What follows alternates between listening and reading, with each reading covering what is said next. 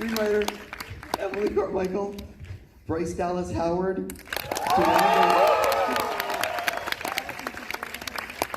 DeWanda Wise, and someone named Jeff Goldblum. I want to start with an apology to Colin. Trevorrow. How long have we known each other? Honest to God, I'm mortified right now. But I say Trevorrow. Right. Yeah, Trevorrow. It's like tomorrow. I have no words. I just want to I get nervous still to this day. Like I in my head will be like tomorrow. Trevorrow like tomorrow. Yeah. So don't worry. It's Thank you, Bryce. Yeah. I want to start with the fact that we are live in 71 Imax theaters around North America right now. Everywhere from Montreal to California, there's a ton of people watching you guys. Is it cool to be like in front of all these people at once? Well, it's cool to be in New York. This is my childhood movie theater. I came to this movie theater so many times. I protested in front of this movie theater when they wouldn't let us in to see a matinee because we were high school students and we were supposed to be in school. It's very meaningful to be here. So I love learning about the behind the scenes of the making of movies. And I think everyone in this audience, if you're coming to Jurassic World Dominion opening night, you're a fan. And I'm curious for the people out there, for each of you, what do you think would surprise people to learn about the actual making of the movie? I still get the question about what it's like to work with a tennis ball, and I'm proud to report that there was very little tennis ball acting. So I just think the level of practical effects in this film was absolutely astonishing. As a blockbuster newbie, it's very helpful. So I'm sure I'll be obnoxious my next time around, like, oh, it's not here. Where are the 27 animatronics? Yeah, where are the 27 Where are all the puppeteers? Amateur hour. Yeah, so I think, I cannot emphasize that enough because it's incredible and it takes a lot of craftsmanship and a whole lot of people to make that happen. Anyone else? Let's see. I'm thinking of what you might really be interested in. You've seen it, because these days, you see all manner of, what it was like, and you meet John Nolan, the Creature Shop creator of all the things. But we've talked about this before. Colin, our wonderful director, had us all in a hotel, partly, because of COVID, of course, but we rehearsed. He was very collaborative, as we've talked about, but the way we all worked together, maybe somebody here or watching would be interested in how we kind of opened things up from the beautiful script that you guys wrote and actually used our weekends to go through the material that was going to be shot the next week. And really went, we didn't take any pictures or videos of what we did, but those rehearsals. I did. I took a lot of. I did too. Like a creep. I have so many photos of you, Jeff. Really? Wow. Just wait till next week. Yeah. I did too. I have like secret videos. Okay. Secret videos exist. The idea of, something that reshaped people's lives for 30 years, that these are powerful words, and these characters, these icons that Laura, Sam, and Jeff played, they mean so much to us. They were powerful, and they were heroes, and inspired so many kids to become scientists and paleontologists. And to me, as we thought about everything we were going to do, as we tried to figure out how we were going to make sure these characters changed and were honored, the way our Bryce and Chris were going to relate to them, what they would know about them, our new characters, DeWanda Wise, Mamadou Ache, everybody coming together to be able to show the same level of reverence and respect, and then just shake it up and put them on a real adventure and send them into actual danger. We're here in an IMAX theater. I love IMAX. What are you most excited, Colin, for audiences to see in IMAX tonight? Well, we have some pretty massive dinosaurs in this movie, but we also have a sequence racing through the streets of Malta that we shot over a very long period of time with actual motorbikes and an actual vehicle that these two were driving, and it's a really exhilarating scene. I've seen it in IMAX, and so it's so completely immersive. Also, the sound in this theater, we have an animal that pretty much just communicates with echolocation, and so you hear it in every single speaker except the one that it's coming from, which is really disorienting. I'm so curious for the two of you. What would have happened if, like, Jeff had said no? I don't want to do this.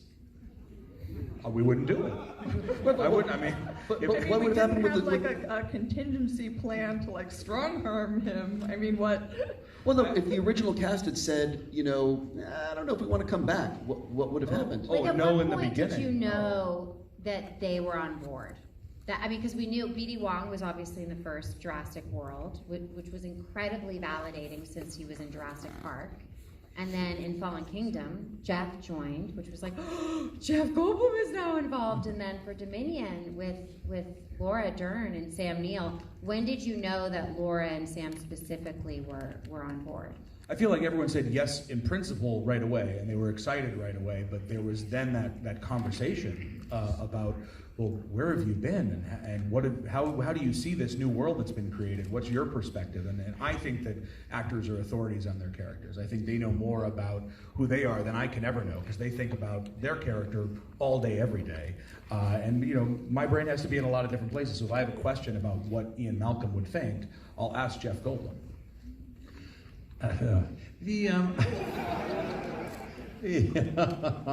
Well, first of all, the premise of the question, in what crazy alternate universe would I have ever said no that doesn't exist? I don't care how many multiverses there are. There's none of them have me saying no. But had I, for some reason, been unable to do it, I'm sure it would have been like that TV series Bewitched. Without any explanation, they would have replaced me in this movie with possibly John Turturro, possibly Kevin Kline. I don't know. I'm sure the list is long and fruitful, and we might all There's have been one better off. Dr. Ian Malcolm. There is one, and it's you, sir. Oh, get out of there. Bryce, I'm curious. In the last few years, you've been doing some directing. You've directed The Mandalorian, and I believe Book of Boba Fett. And I'm curious how that's changed you as an actor. Like when you step foot on a set like this, what's going through your brain in terms of, you know what I mean? Yeah, no, absolutely. I think that, I mean, what's so wonderful about getting to be an actor who's interested in directing or studying directing is that you get to see a lot of other directors' work. And that's something that my dad, he started off as an actor doing Andy Griffith's Show and Happy Days and films like The Shootist and American Graffiti. And then when he started directing, he stopped acting. And he said that's the thing that he misses the most, getting to see how different directors solve problems, because that's really what directors are. They're a constant problem. They're visionaries and then they're problem solvers. And so, just in the last, I've been getting to work on Mandalorian since 2018, and having Jon Favreau as my mentor and Dave Filoni as my Star Wars mentor has been, and I know they're incredible artists and visionaries, and so learning from them and then going to make a movie like Dominion. I mean, I was a little annoying because I was like, I just want to follow you around and I just want to see everything. I want to see the visual effects reviews. I want to see how you do it, because it's very rare to gain access like that to a process like this. And one of the reasons why I actually shadowed my dad when he directed a movie called Solo, and I remember us talking about it when that all happened. It was an opportunity for me, now that I was a professional actor, to watch my dad be a director and to understand what he was doing. So the more you learn, the more you understand, but the more you're enlightened by each filmmaker that you get to encounter. And so that's why I hope to get to continue to direct, but I also hope to get to continue to act, because it's the best way to learn. And one thing that I should just say is, a moment that I really remember, I was doing a movie called Pete's Dragon, and wonderful filmmaker Dave Lowery directed that, and he's young, he's the same age as me, and I mean, 41, but like when we were making it, he was in his mid-30s. And Robert Redford was on set, and Robert Redford is one of the most experienced, multifaceted, talented people in the history of our industry. And he was asking Dave so many questions. And he was so curious about the technology. And I was like, if Robert Redford is using acting as an opportunity to learn more about filmmaking, then that's how every director should be operating, as far as I'm concerned. Jumping into some fan questions that we have here. Alexander Diaz is asking, after 30 years of this franchise existing, would you change anything? Don't ask me. I can't watch any of the movies. Change everything all the time. There's, if any of you have ever directed anything, it's very, very hard to be truly satisfied with your own work, but you're constantly trying to do something that feels absolutely the most honorable to the source material, and yet truly new and different and fresh and bold all at the same time. So I'd throw that to the rest of you. Oh, I can't wait to see more. I think it would be cool to see Jurassic movies in like different parts of the world, to have like the swamp crawl Jurassic movie, or like the spelunking disaster Jurassic movie, or maybe like the corporate boardroom. No, that would be a bad one. Forget I said that one. But like cool other locations, I think that would be really thrilling. Because we have so many fan questions, if you don't mind, let's move on to the next one. So Corey wants to know, if Jurassic Park really existed, would you go? Nobody here, nobody on this panel, not one person on this panel. I would go. I would go. Oh, Emily, and we have a taker. She doesn't learn. Somebody has to not learn in order for the story to go on. Jeff, would you go? Yes. Yes, so that I could assert some leverage on the decision makers and possibly change their minds for the better.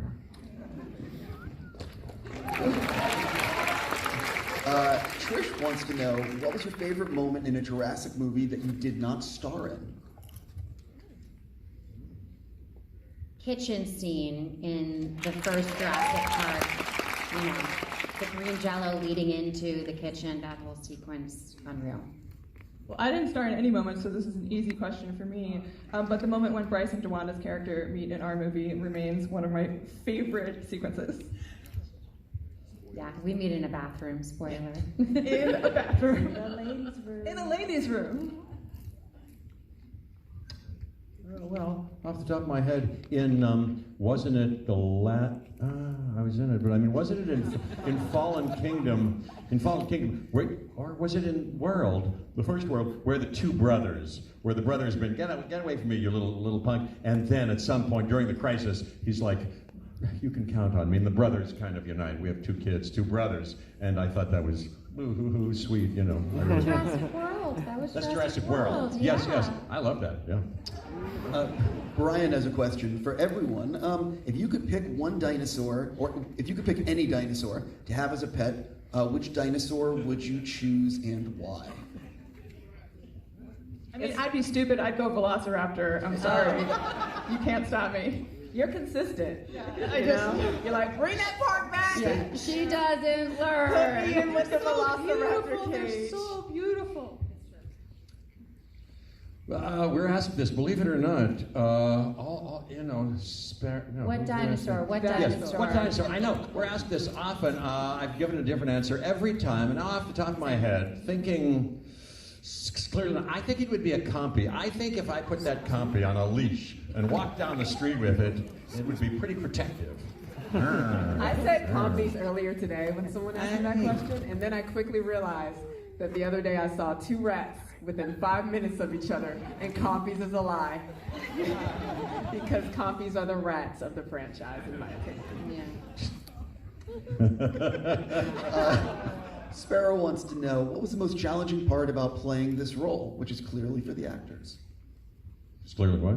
For the actors. Oh, for the actors. I was just working on not pulling a hamstring, to be really, it's one thing to train for a role and another thing to do a sequence repeatedly over and over and over again with that level of adrenaline, and it's sprinting. It's not cross country. It's like sprinting every time.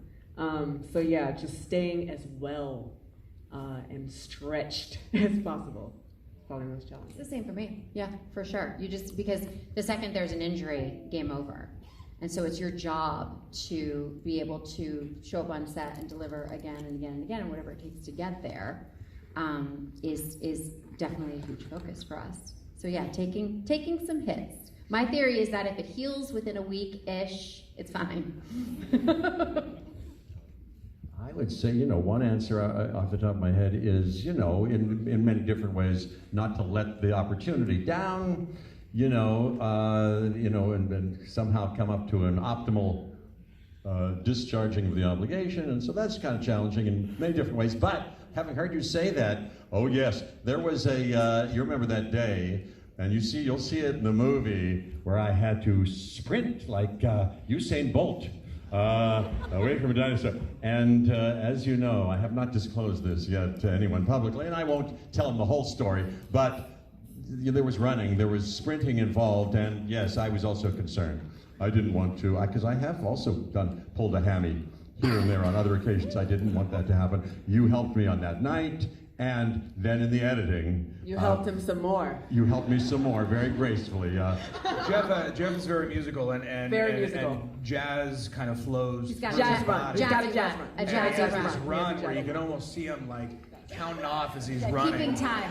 Keeping time in the run, and so there was a couple we don't need to keep time. We don't need the That's jazz. right. Try that again, Jeff. Yeah. But this time, yeah, that's right. This is going to be the last question for you guys. This is from Gabriel. How did you feel filming the last scene, knowing that this is the end of the trilogy? No, it was the most emotional day of filming that I've ever experienced. Yeah, it was the very last thing. The very last thing we did had everyone in it. At the end of the film, everyone is packed into this tiny helicopter. And when I looked in at all of you, you were to my right because you're flying the helicopter, and then it looked like E.T.'s closet with all of these faces of all these people who I loved and who I'd made this film with. And they were all looking back at me, and we were all feeling the same thing. And it was really the last shot that we did was this whole group together. And it's very rare that you wrap all the actors on a movie on the same night, especially a cast as large as this one. And we've been through a lot, and so it was very meaningful. It was very special. Yeah, for me it was meaningful too. But I got to tell you the truth. The truthful answer is, like oftentimes the last, because you've had last things here and there after a big, investment of some kind. I'm always kind of, and probably as I remember on this occasion too, kind of don't get too caught up with the goodbye fellow actors, hasn't this been fun? There's still something in that shot, whatever it was, that how do I make this good? How do I not make it bad? How do I don't want to do it and then, what could I have done differently? The last shot, So I'm kind of focused thinking, that's kind of what happens. And then when it ends, there's goodbye everybody and all that. But that takes a while sometimes for me to process. It's not all at once. That's the end. We do, a kind of, expulsion of something or a feeling of take my girdle off or, that kind of takes a little processing. I'm still kind of processing it. I think that's really true. I remember when I was very emotional that night for sure. And I don't know if you remember because we flew back together. I basically cried the entire flight. It was real sad. B.D. Wong was like, our leading lady is not okay. But even the last few days, because it's something, getting to do press is something that we all get to look forward to, and realizing that this is winding down, it's an opportunity to be all the more intentional with our friendships moving forward. And it is a new era for so many of us when it comes to this franchise. It's been almost 30 years, and for us, it's been almost 8 years, and for some of us, it's a new beginning. And so it is a very meaningful, very powerful experience. I think all of us will treasure and hold on to forever. And it is incredibly bittersweet that it's coming to a close because it has been so wonderful. So it's like the end of summer camp, Yeah, it's a profound privilege. It really is a profound privilege. And like every moment of life or passionate work, I'm always aspiring to really appreciated when it happens, Yeah. But I gotta say, I mean, we've been shooting this movie, we've been making this movie, we've been like screening this movie in like, studio spaces and like evaluating the cut of this movie. Now that we're here with a crowd in New York City who came here to watch this movie, this moment, this is what it's all about. Thank you, and also to everyone out watching, I just to bring you in on this. We've been talking to people all over the world for 6 weeks now, longer than that, and we've been doing so much to communicate to others how we feel about this film, about the work that we did. But this is the last time we're doing that, just right here, right now, and now. We lay at your feet. We give it to the audience, and it goes out into the world. And we hope you have as much fun as we do. So thank you. Ladies and gentlemen, I just want to let everybody know that it's going to take a few minutes in this theater to pull everything down, and then the movie will start. But on that note, ladies and gentlemen, the cast and filmmakers behind Jurassic World Dominion. Oh yeah, no, very important. Very, very important. Look, I'm from Oakland, and in Oakland when we watch movies, we get loud. Okay, so everybody watching in Imax, everybody here, all over, yell things at the screen. You can laugh, you can cry, do all of it loudly, because we're here together in a theater watching a movie, which hasn't happened for a very long time. So let's enjoy it. But during my scenes, absolute silence. I don't want to hear a pin jump. All right. Thank you. Thank you.